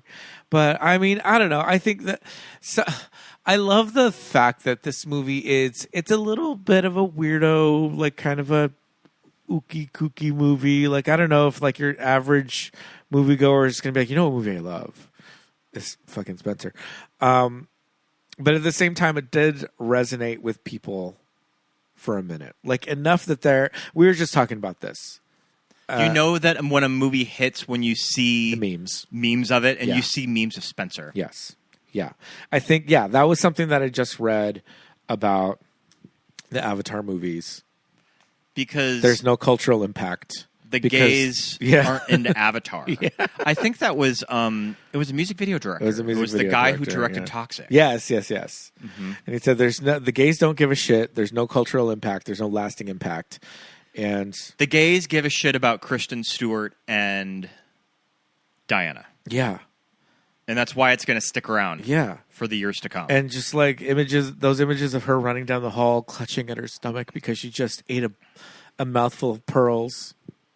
Ooh, that imagery of Kristen eating that pearl. Yeah. And you can kind of hear the sound of it. And the pea soup. Well, she crunches it up like she it's a crunches damn it up. crouton, Yeah. and you're like, That's almost like some Cronenberg imagery. Yeah. And especially like the body horror element of this movie. and she's running down the I kind hall of forget now about. with like a gut full of pearls. Like, oh, what? I mean, Yeah. the first 30 minutes of this movie, Yeah. you're pretty much watching a neon horror movie. Yes, absolutely. Yeah. It is absolutely played like a horror movie. The Johnny Greenwood score, Yeah. it's very spooky. Well, it's weird because the score goes from like free-form jazz to like a more traditional score, kind of back and forth. You're like, oh, okay, this is the kind of score this movie's going to have. This is like jazzy bebop thing. And then all of a sudden it's just like regular score. Not regular score, but like, more of like a classical kind of a thing. And then you're like, oh, okay, Johnny Greenwood did the score. All right, now I get it. But yeah, you're right. The first, it does play out very horror like. It's spooky. Do you remember when we first saw this? We saw it at the Sunset 5. We had gone to the Academy Museum. Okay. Do you remember who we were sitting next to at the Sunset 5? Absolutely not. We were sitting next to Pickle, The drag queen? the drag queen. Oh, that's funny. Mm-hmm. I haven't heard from that one in a minute. Yep. I don't remember that. Mhm. Even after you said it right now, I don't remember that. That's Yep. funny. We had gone to the Academy Museum that day? We had gone to the Academy Museum. Oh, Yeah. okay. No, I do not remember. Mm-hmm. I believe you. Steel trap when it comes to memories like that. Yeah. But yeah, I think that you could have made a very traditional, boring movie Yeah. of Diana. And you know what? They have made a very traditional and boring movie with Naomi Watts. And Oh. it is hated. I don't... And You know what? With this wig, I kind of thought she did look a little like Naomi Watts. I was like, who am I seeing? I think I'm seeing Naomi Watts. I forgot about that one, and nobody likes that movie. it's not good. Yeah. I don't even know if I've even seen all of it. I don't know. It's not good. For a movie that I think could have had a lot of potential, Yeah. but that also, that movie is looking at the later years of Diana. The kind of stuff yeah. that I don't think that is very interesting in a movie. Well, I was going to say, do you think that people were like, oh, sweet, a Diana biopic, I'm going to go watch that. And then very like Aunt Linda were just like, what the hell did I just watch? I mean, that's probably what they're thinking with this What movie. the? Yeah, no, that's what I'm saying. Do you think people thought, wonderful Diana, and they saw Spencer, and they were like, "Well, what the shit was that?" You know, I mean, the styling of Naomi Watts in 2013's Diana, it's pretty good. I mean, I'm not. She's trying to be shady. She's wearing the necklace of the black dress. Sure, but not with the black dress in that picture. I'm not trying to be shady, but was she too old? Probably. Is she too old at this point? Because Debicki's doing the same shit, this minefield and all that stuff, and I think Naomi's got a couple years on Elizabeth Debicki. Yeah, I don't want to see the Dodi Fayed No. years in a movie. No. And that's all of the stuff of The Crown that... Because when you watch it, and you find out how stupid that relationship was. Yeah. And how pointless it just makes you upset. her death was. It makes you so mad. It makes you so mad that, like, Diana, why are you... What are you doing? What are you doing on this yacht with this guy? What are you doing Can't you in just... France with him? Can't you just... leave Paris now? Stay back home. Yeah. Focus on you. Yeah. Take an art class. Yeah, seriously. Yeah. No, but I think there are people that maybe saw... Maybe not even a trailer for Spencer, but just like, oh, okay, it's a Diana movie. Let's go watch the Diana movie. And they saw Spencer, and they were just like, what the fuck was that? What did I just watch? This Diana horror movie. I just wanted to see like fabulous gowns and her dancing with John Travolta, and I got Case do punching a hole in her arm. Both The Crown and this movie, you never see the wedding. You get the wedding dress. See, I think that's but a good. You never get the wedding. What are you gonna do? The whole wedding? Yeah. Come on, go watch it on YouTube. I feel like that's something that's such a huge spectacle. It's like, what are they gonna like walk down the aisle slowly? No, I think you need to do it that way. Allude to it. Give us the image of the dress. Cut. Next. I think that's the only way to do it. It's too much of a like cultural like touchstone or whatever. So to wrap things up, yeah, I think that my big takeaway of this movie is Diana's relationship with the boys. Yes. And I think that's what really makes this movie slide into home. Yeah. You could say the ending's a little silly, but I would also say it's also something that Diana would have done with the boys. Yeah. Yeah. Too. Yeah, I agree. I think that the boys are her kind of like grounding element throughout the movie, and it's what kind of humanizes her as like, yes, she has some issues. Yes, maybe there's some mental health issues that need to be discussed with her. Maybe there's, she's got some things going on. But she does strive to be a good parent in extraordinary circumstances. Yeah. Like she can't just be a full-time mom and live with them and have them live with her all the time because her husband, who she is married to and not even separated from, lives in a different house. And, has like a fucking girlfriend.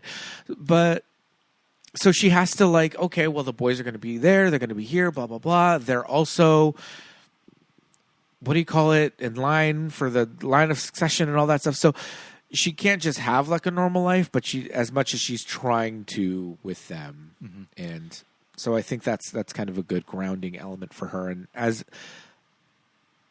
the audience, I think you're just like, okay, that's where she's like at her best. I kept thinking about the whole thing with the bird hunting.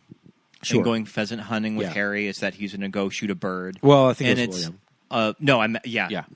With William. Yeah. I kept thinking about I kept thinking about William going hunting with all of these guys and Diana objecting to it. It's almost like Diana doesn't want William to become like all of these assholes. Yeah. She still wants him to be a kid. Yeah.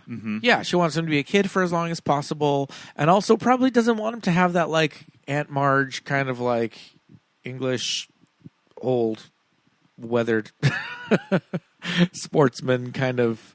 I'm just thinking of Tracy Ullman whenever she does Camilla. Yeah. She does Camilla holding a shotgun. It's that. Not saying that there's anything wrong with that. It's like my parents go bird hunting. But that said, I don't like bird hunting. So that was just never really my thing. Yeah. Yeah. I think I would rather be hopping in Diana's convertible and going to KFC. Yeah, absolutely. I mean, this movie ends with Mike and the mechanics, them driving away, singing along to it. Yeah. Wasn't it a thing, though, that like they went with KFC because they could? I feel like if they probably would have wanted to go with McDonald's. You probably wanted to, yeah. I think Diana, if she ever did have fast food, it was McDonald's. Mm-hmm. But KFC was big in the UK. It was big here, and they were able to get it. I think they probably just couldn't afford McDonald's, the movie. Yeah. So they went with it. But it still works. It still serves its purpose. And just sitting on a bench. Now, I don't know in 1991 if, even on the morning of Boxing Day, if they could just go find a bench along the Thames. I mean... And Diana and her two boys just sit there with a bucket of chicken. Boxing Day is bigger than it is here in the States. Well, so it's not a thing. Possibly you could see empty streets in London on Boxing Day, I think. Maybe. I don't know. Maybe. I don't know. Mm-hmm. I just think that they'd be mobbed. But yeah, I like the final scene. I think it's fun. Mm-hmm. Is there anything else you wanted to discuss about Spencer? Let's see. Sally Hawkins, Hole Punch, Wellies and a Torch, KFC. I think we hit all of our. Oh, she puts her little yellow suit on the scarecrow. I like that. Yeah. Yeah, with the hat and everything. With the hat and everything. Yeah. Mm-hmm. Apocryphal. Who told you that? Mm-hmm.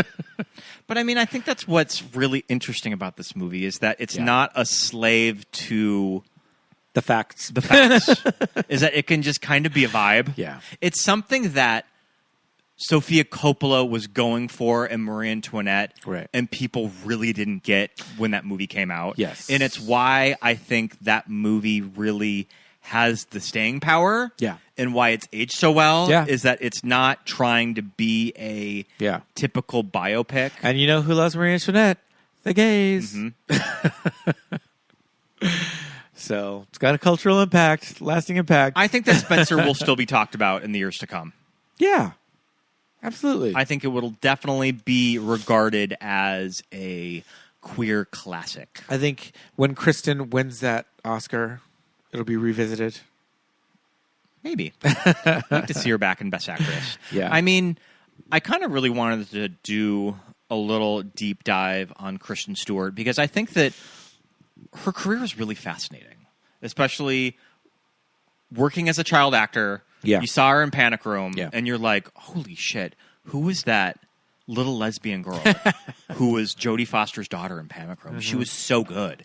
And just kind of seeing her really come into her own, and then she gets something like Twilight that really sends her career to the stratosphere. Yeah. She makes so much money from those movies that she can kind of do whatever the fuck she wants to now.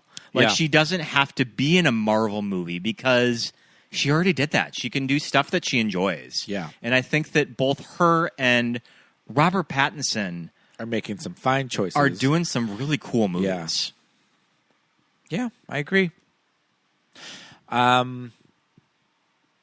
Yeah, I agree. I think that, the fact that they just kind of have this agency over their careers because they don't really have to do any kind of struggle work is leading to some interesting choices for both of them. And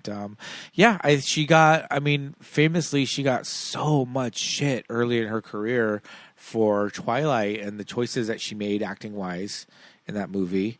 I mean, we're going to be revisiting that next week too. Yeah. We all love the way only Kristen Stewart can put ketchup on fries like that. Mm-hmm. But I think she's gone on to kind of show like, hey, listen, I think we got a good actor here on our hands. Shut all of you up. I loved that bodybuilder movie. Oh man, that was great. That was so good. We got to revisit that. Love Lies Bleeding. We have not watched Love Lies Bleeding since we saw it in theaters. Great movie. And we were telling everybody about that one. Mm-hmm. Yeah, good movie. Yeah, a fun, interesting choice that like maybe a quote unquote big star would not do something that kind of small and indie and like. Kristen also looked incredible in that movie. Yeah, she looked so beautiful. Yeah. Mm-hmm. And she was supposed to be playing like some kind of like roughneck, like rough and tumble, like our butch icon, Gorge. Mm-hmm. Yeah, that face. So good for you, Kristen. Yeah. Well, do we want to move on to the weekly rewind? Yeah, let's move on to the weekly rewind. What have we been watching? Oh man, what have we not been watching? Okay, so how much do we want to talk about Wicked for Good? Because we will be doing a full episode of Wicked for Good. We're probably going to wait a little bit. Yeah. I think that what I liked about when we did Wicked Part 1 with Mitchell is that we had seen that movie a number of times before we got to that episode. Yes. I think that we were so familiar with it that we could that movie really sat with us. So I think that Wicked for Good needs to sit with us a little bit before we do a full episode for it. But did you enjoy Wicked for Good? Yes! I liked it too. Yes. I know that the movie is getting a very mixed reception. Yeah. From friends of mine, people who I follow on Letterboxd, even the critical score for it on Rotten Tomatoes is a little low. It's in the 70s? It's in the 70s. Listen. I think it's in the low 70s. Listen. I mean, we're talking about like source material here. Everything after the intermission in the show goes by in a clock tick. Yeah. And I'm here to tell you that... I barely remember anything from the second act watching when we it saw it on stage. No, yeah. But I think that they were able to... I think that they are justified in it being two movies. I am okay with the fact that it's two movies. I like that... yes, there's a lot of reprises of songs, a lot of callbacks to songs, a lot of like, and now here's The Wizard and I again, and now there's a little bit of Popular here, Great, fine, okay, I get it. I don't even think it's padding. I think that this is a fine movie to watch on its own. I feel like when we eventually do have it in our collection, I think that there would be days where I'll just be like, I'd want to watch For Good. I don't have to watch both. Catch me on a random day of the week, and I'll probably say that I enjoy Wicked for Good more than Part 1. Yeah. There are parts about Part 1 that I find a little long. That I get maybe a little impatient with, that you can kind of feel its length. I don't remember thinking about that with Wicked for Good. Well, it's shorter. Yeah. It's shorter. But I think that another thing that people are saying is that it's too many like big showstopper moments. Oh, whatever. I love a big showstopper moment. Mm-hmm. I mean, nothing's going to beat Defying Gravity, but they're sure as hell trying. And I think that No Good Deed is a great song. I think that... do you like the two new songs, No Place Like Home and The Girl in the Bubble? I think they're my least favorite. The Girl in the Bubble is giving me the Drag Race live in the mirror. Sure. Why can't it just be the song for Mulan? I like what's the song with As Long As You're Mine? I love As Long As You're Mine. Yeah, I think there's some really good showstoppers, and I think Ari was really, really good in the first movie. I think she's better in this one. Yeah. Yeah. She's kind of the main character. Yeah, she in kinda, Wicked for Good. She kind of is. They're still campaigning her in supporting, just because I think that they picked that slot early on, and they just have to commit to it. I think if they didn't, they'd be like, well, how could you be supporting in the first movie and late in this one? I think Arya has a good shot at winning. I think she does too. So don't rake me over the coals here. I think Cynthia Erivo could get snubbed in Best Actress. I think she could too. I think she's good in it. Yeah. But I think that maybe she's better in the first movie. Yeah. And for a year that has some really stiff competition in Best Actress. Yeah. That I could see it missing. She could get edged out. Yeah. And I'm fine with that. Mm-hmm. I think she's good, but I'm not like, oh my God, she needs to win Best You Actor. heard it No, here. No, yeah. If that nomination does not happen, I'm being realistic. I saw it coming. Yeah, it's, totally. Again, I kind of was like, I think, yeah, Ari, wow, what a good performance in the first movie. Deserved nomination. And I think Cynthia Erivo, well, yeah, I think she did great, but it's like, I'm not like, she was robbed. So if she doesn't get a nomination this year, I'll be like, okay, I see it. Then maybe the first, maybe part one was a little better. I think there's a lot of people who, I mean, yeah, I get it. Broadway shows. Not everybody can go see a Broadway show. People don't have access. People don't have, the cheapest tickets oftentimes are like $70 to $90 for one seat. There needs to be a filmed production of Wicked. Yes. How is there not? You on know, home that's, video that's and crazy. streaming. Yeah. But there's a lot of people out there who are not familiar with it. So who didn't know, like, spoilers, what happens, all that stuff. I thought all of the Wizard of Oz tie-ins were really well done. Yeah, but I think really a lot of liked all of people that. out there are just like, oh, it doesn't match up with the movie, blah, blah, blah. And it's like, but it's not supposed to. It's not that. It's not that movie. Like, It's kind of a weird alternate universe yes, to the it's movie. an alternate And I universe. think that's Thank how you. Gregory Maguire wrote the book. Yes. Is that it's going to be kind of a reflection of the MGM movie. There's Yeah. going to be a lot of elements Right. taken from the MGM movie, but it's not that. Right. I I think people are looking for some like Tom and Jerry visit the Wizard of Oz bullshit, which is that. This is what they wanted. I mean, this is not Not that that's bullshit. That movie's amazing. This isn't a Disney live action remake. Yeah, yeah. Which even those take liberties. Do they though? Cinderella. I'm talking about The Lion King. I'm talking about Lady Tremaine. But that's one of the good ones. Though. That's one of the good ones. I'm talking about The Lion King and a little bit of Snow White. Yeah. Yeah. Those are little I mean, there's a bunch of nonsense too literal in yeah. Snow White that is not in the original. Yeah. Yeah. No, I get it. But I mean, we're both here. We're both going to sit here and defend it. We both liked it. I feel can't like wait to see it again. I'll be going to bat for that movie. Yeah, can't wait to see it again. It was some good stuff. We'll definitely go see it again in the theater. Yeah. So I really wanted to make it to Wake Up Dead Man, a Knives Out mystery in the theater. Yes. It is not on Netflix yet. I Yes. believe that it is on Netflix, I think, the week after this episode comes out, I think. That it has... Damn. That I was mean, out this early. movie's in over 500 theaters, so they're really putting it out there. I mean, it's still not playing at AMC's or Regal's, but a lot of theaters are playing it. Yeah. So I got us tickets to go see it at the Man's Chinese. Yeah. I will say, I think these are really good movies. Rian Johnson does a really great job with them. Yeah. I will say it is my least favorite of them. Fair. That it's probably going to be Glass Onion, Knives Out, Wake Up Dead Man. Yeah. I think the performances I think I'm right there with you with in with Wake that Up Dead lineup. Men are some of the best of the series. Josh O'Connor, fantastic. Yeah. Glenn Close, so good. Daniel Craig, always great in these movies. I do find some of the people in this movie maybe a little miscast. Yeah. Mila Kunis as the town sheriff. You cannot get over I still can't get over teeny tiny little Mila Kunis this little as girl the sheriff. as the sheriff. Listen, little girl. Clocking in at probably 1:15 Little girl. with these microbladed Yeah. eyebrows. Yeah. Yeah.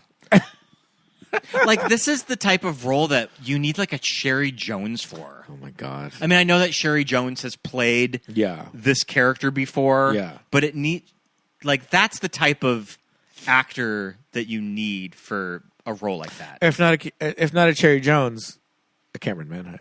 Yeah. But no, I agree. It's a little funny. It's like, all right. And also, I thought our boy Andrew Scott, I was just like, I get it. We Yeah. love you. Yeah. I don't know what you're doing in this movie. And especially the character that he plays. Yeah. I just didn't really buy it. Very weird choice for me. But yeah, I think Josh did really well. I think his American accent was pretty impeccable. Still very cute. But I really enjoyed his performance. Is Josh Brolin like all MAGA now? I don't know. I think he might be. Did we lose him? Oh, I don't know. He produced Weapons. Oh, okay. Okay. I don't know. I mean, I don't know shit about Josh Brolin's personal life. Yeah. I enjoy Josh Brolin, though. Yeah. I'm like, did we just see him playing an asshole in another movie? I think that's just kind of Josh Brolin's brand, though. That's his brand now, just playing like these asshole characters. Yeah. But yeah, I agree with you. Great performances, strong performances. I really felt the length, and I really felt... This movie feels long. I really felt that the murder mystery aspect was so confusing. And we saw it in the theater. If we were at home with like iPads and iPhones and cats looking at your phone, getting another beer and all that, I would have been lost. I saw in the theater and I was like, what? I mean, they do a good job of What really just happened? breaking it down and explaining it in the last act. I mean, I don't really read a lot of pulp mystery novels, but I know that there is a thing locked door murder of the impossible crime. Somebody dies in a locked room. Yeah. And how did that person die? Yeah. Mm-hmm. So kind of a fun take on that. Some of that stuff I won't go too into the details with it, but I was like, really? You're going with that? That's the angle you're taking? Is this whole what? Okay, all right. I didn't think they posed it as like, well, it could have been this, and I was like, well, it can't be that, and then it was. I'm like, oh, what? Okay. I agree with you. Great performances. I think I would rather definitely rewatch Glass Onion first, Knives Out, and then this one. If you were like, you have to watch these in the next 3 days, watch them in whatever order you want. I'm curious of how many more of these they're going to be How many does Ryan have in him? Yeah. I can tell that Rian Johnson really resents Netflix having all of these movies. There's even a line in the movie that's shading Netflix. Yes, there sure was. You can tell that, like, I guess that you just have to make a movie where the money is. Yeah. Also, I feel like Benoit Blanc was fucking barely in this movie. I feel like we do not get Daniel Craig for like minimum 45 minutes. Sure. Minimum. I don't think it's that long. I think it's that long. No. It felt that long. I was like, where the fuck is Benoit Blanc? I need this bitch to come out here. And then when he did, he was like, I don't know. I feel like he was not as front and center. Glass Onion, he's like... We could really tell. I don't know Rian Johnson if he grew up Catholic. Yeah. Or if any of the filmmakers did. Yeah. But we did notice that I don't think this movie is made by Catholic filmmakers. Yeah, it was weird. We were both very much like... Not saying that we are experts on Catholicism at all. But we were both raised Catholic, and we were both like... It took us a minute to be like, oh, so this is a Catholic church. Oh, okay. There's character points with the Josh Brolin... Yeah. That I was a little confused about priests having a family. Having a grandfather who was also a priest. Like, okay. That's what made me think of that. Maybe this actually isn't about Catholics. I thought they were Protestants or something. Yeah, I don't know. Yeah, I don't know. But at any rate, good performances. I if you like the first two, I recommend it to see for yourself. I'm not going to not recommend it, but I did feel like it was very long. So I saw on Instagram on Thanksgiving that there is a Facts of Life made for TV movie that we have not watched, that I had not heard of. I thought we saw all the Facts of Life made for TV movies. We watched the Facts of Life reunion from 2001. Yes. Aired November 2001. Yeah. November 2001. This movie shot in September. That's and crazy. This was in the can, edited, and it aired by November. The people needed entertainment in those trying times. This movie was filming during September 11th. Yeah. I read that in some of the Wikipedia notes on did this they movie. Did they have a moment of silence like The Master of Disguise? Do you know what was also filming during 9/11 was Signs? Oh. I remember reading about that in Premiere. Wow, that's crazy. And that was shot out of Pennsylvania, too. Yeah. Do you remember this movie airing at all? I remember there being a reunion, but I just must have missed it. And maybe it was a whole thing where at the time I was like, well, Joe's not in it. Well, fuck that. I'm not watching if I think that's Joe's skipping. sort of why this movie does not have a strong legacy of being the true finale of where we're leaving these characters. Yeah. Nancy McCon. It's because Nancy McKeon is not in it. Didn't want to do it. Yeah. And it's one of those things which I don't care for, in that The Facts of Life is a Facts of Life is a multi-camera sitcom shot on a stage that looks like a play. This movie is a single camera movie. It's shot like a movie with, 360 sets and stages and all that stuff. And when they went back to Eastland, it's like, oh, so this is the season 2 It was sets. interesting to see the sitcom sets, but in a real location. Yeah. I guess it was successful to various degrees. Interesting. Because we got the main school kitchen and common area from, I think, everything after season 2. Yeah. We do see a house, which we were trying to decide, is this the same house from season 1? From season 1, with the staircase and all that. I couldn't tell. We got a little bit of the bedrooms that I think were supposed to be like their dormitory area. Yeah. No Andy.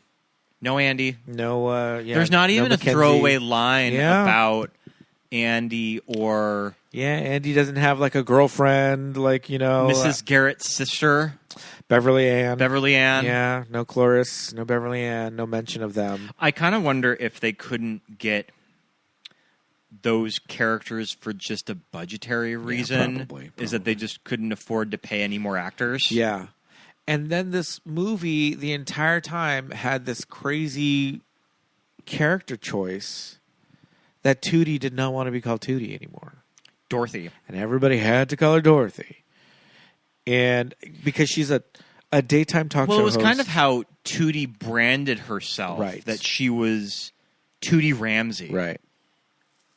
So is it like her talk show kind of like a Ricky Lake? I guess so. Just a daytime talk show, yeah. So Ricky, but it really wasn't a daytime talk show type of set, though.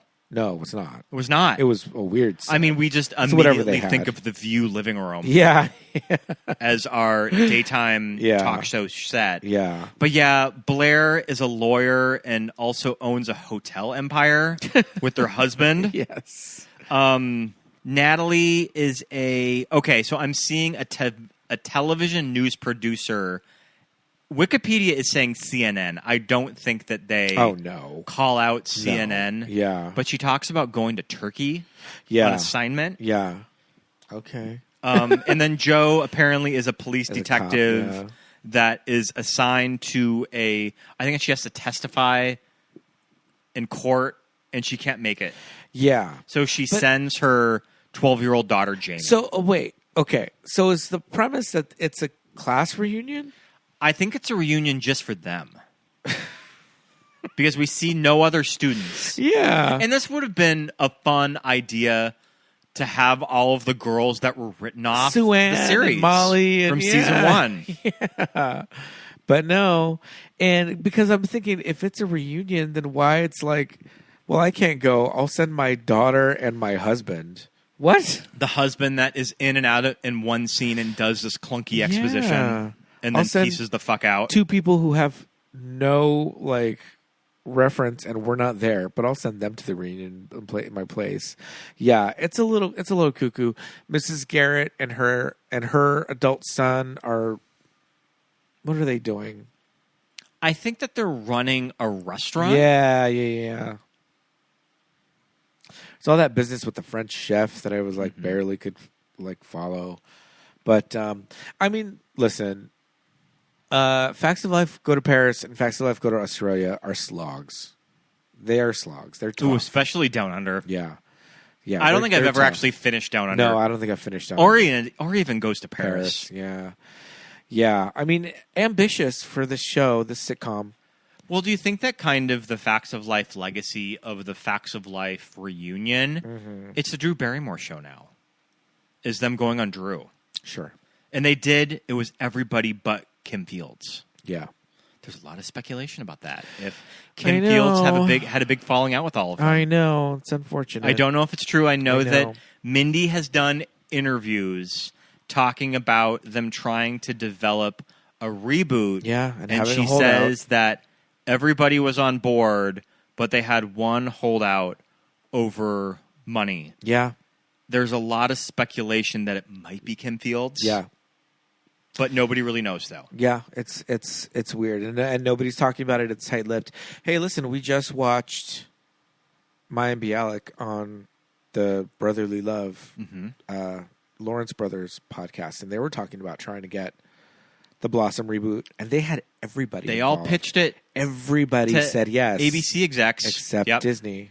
Yeah, it's crazy. It's like, I mean, maybe if all four of them went in, they might not even have gotten it. Blossom. They said no to Blossom. Yeah, like Facts of Life is even further out of the public mind than Blossom is. So, well, at least Facts of Life is on Tubi.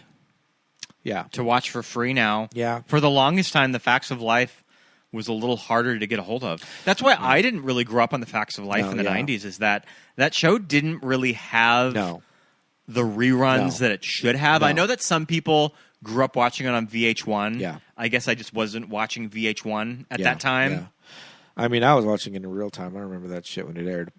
But you didn't get the logo runs from the logo airings from 8 a.m. to Logo had 1 that p.m. shit in the on afternoon for 4 hours a day. You could follow full story arcs. I remember being like, from home. "Oh, it's about to flip! It's about to flip!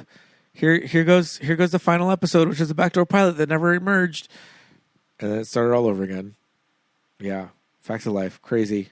I love it, but you watched it all on YouTube, right? Yeah, yeah. It only took me 3 sittings. Yeah, no, you didn't watch all of it. I didn't watch all of it. I watched all of it. You watched all of it. I did not. Because I thought that I was going to turn it off and not finish it, and then I got to the halfway point that I'm like, I gotta finish this. I have to finish this stupid movie. Oh my God. Yeah. All right. What else have we been? I mean, I think that's kind of it. That's kind of what we've been going, what we've been watching lately. Like I briefly mentioned, we did watch Mayim Bialik on the Brotherly Love podcast. And that was very charming. If you're a Blossom fan, you can tell that they go or way a back. Mayim fan or a Joey fan. Yeah, you should watch it because they have some really fun stories about just being kid actors and growing up in the studio. Yeah, definitely check that out. I really enjoyed that. Yeah. That's on YouTube. That's on YouTube. Or you could listen to the podcast. I have something in my notes before we do the Patreon shout-outs. Yeah. We have to talk about our favorite movie Queen Elizabeth II actress, Jeanette Charles. Listeners, you might remember Jeanette Charles from The Naked Gun, National Lampoon's European Vacation, and Austin Powers. Playing Queen Elizabeth. When you go to, which Austin Powers was she in? Goldmember. Goldmember. When you go to Jeanette Charles's Wikipedia page, or on her IMDb page, it's all Queen Elizabeth. Yeah. Everything. Yeah. We love European Vacation, National Lampoon's European Vacation. We watch it fairly frequently. And there's a dream sequence. Beverly D'Angelo's dream sequence. Yeah. That sends me to the moon. I love it. It's so funny. It's really funny because the idea is that like it's Charles, Diana, and Elizabeth, and they're in a receiving line, and they're just like so bored meeting all these people, and then Ellen and Clark Griswold walk in, and they're just like, like they came. They give the Queen a hug. They hug them because you don't need protocol. No with the protocol with the Griswolds. And when the Griswolds are in London, and Diana's like, Clark, may I have the next dance? And Ellen, and he's like, I'm sorry, Diana, I only dance with Ellen. And like Beverly D'Angelo's so like, she's like, ooh, but Clark, wait. I mean, we can't do a movie, or we can't talk about a movie about the royal family and not mention this actress. Now, all those lookalikes in European Vacation, especially, all 3 of them are pretty good. Yeah, the Charles is good. He looks exactly, and like he's Charles. Done a lot of work as he's now King Charles impersonation work as well. Prince Charles. He's a little short because Charles and William and Philip were all 3 of them well over 6 foot tall. But that actor looks like Charles But this woman, Naked Gun, it's all there. That's her whole gig. But all right. So check those out. Now we can do the weekly. But now it's time. I think it's about that time. Time for some Patreon shout-outs. Let's hear them. So I want to say a great big thank you and hello to all of our wonderful patrons, including Christine, Jonathan, Zakara, Hasten, Teresa, Sydney Semiotics, Robbie, RP, Christopher, Callum, David, Chava, Kitchen Barbie Clubhouse, Ronnie, Matt, Carla, Leah, Megan, Andrew, Stephen, Leah, SB, Brian, Deja, Erica, Anna, our friends at Hetty, Drew, Andy, Kate, Roberto, Daisy, Kelly, Chrissy, Laura, Garrett, Thomas, Lori, Brenna, Jess, Lawrence, Lisa, Alexis, Thomas, Millie, Ted, Benny, Melanie, Susan, Paul, Jamie, Drew, Genevieve, Dawn, Josh, Aaron, Nick, and Shannon, the original Christine, and Rufino. You guys, thank you so much for being patrons. We just dropped our Watch For This commentary for part 1 of Titanic. We're doing a 2-parter. It's going to be out soon, too. Yes. We're... part 2. Yeah, part 2 is going to be out very, very soon. We're doing it because Titanic is so long. We don't want to have the commentaries be like these really long audio tracks. So we broke it up into 2. We're going to give you instructions on where to start part 2. If you got your old VHS, just pop in the second VHS, and that's where part 2 is going to start. You might get your front page headlines, Mr. Ismay. Yeah, there you go. That's the moment. But we just dropped those over at the $10 level, and at the $5, we've got some TV that keeps us gay, including our newest episode. Did the Twilight Zone in November. Yes. To go along with those Thanksgiving Twilight Zone marathons. Some fun stuff there. The Sci-Fi Channel. There's all sorts of cool stuff on the Patreon. There's great stuff. If you wanted to sign up. Yes, indeed. Patreon.com/movies that made us we gay. go on our break at the end of this month. We will be still posting the Patreon. Yes, we'll still include the regularly scheduled Patreon postings. So check it out. Lots of fun stuff, additional content. And if you are a patron and you're want to add it to your podcast streaming, if you want to add it, and you have Apple Podcasts in particular, drop me in line. I can give you instructions on how to do that. I had to have you do this for me. Yeah. It should be fairly simple theoretically. If you go to the website, there should be instructions on how to do it. But if you can't figure it out, let me know, and I can give you some detailed instructions. And it makes it super easy. You can listen to it straight through Apple Podcasts instead of the Patreon app, which is not the best for listening to long form stuff. So let me know if you need help with that. But head over to Instagram and follow us there. We're at Movies That Made Us Gay. And speaking of Apple Podcasts, drop us a review. Drop us a 5-star rating. Give us 5 stars. Yeah, give us 5 stars. If you have an iPhone or an iPad, it's pre-installed. And we need a new review, you guys. We're sitting pretty at 4.9, so keep on giving those 5-star ratings. And do all that for us. Thank you so much for doing that. Like I said, we're most active on the Instagram, so give us a like, give us a post to your stories, share to your friends, leave us a comment. All that stuff really helps us to reach a wider audience over on IG. That's where we're most active on socials. You can follow our personals. I'm at Peter Lasagna on Instagram. Scott Youngballer on Instagram, and follow my letterbox. Yes, indeed. Thank you so much for listening, everybody. We'll be back very, very soon. Bye. Bye.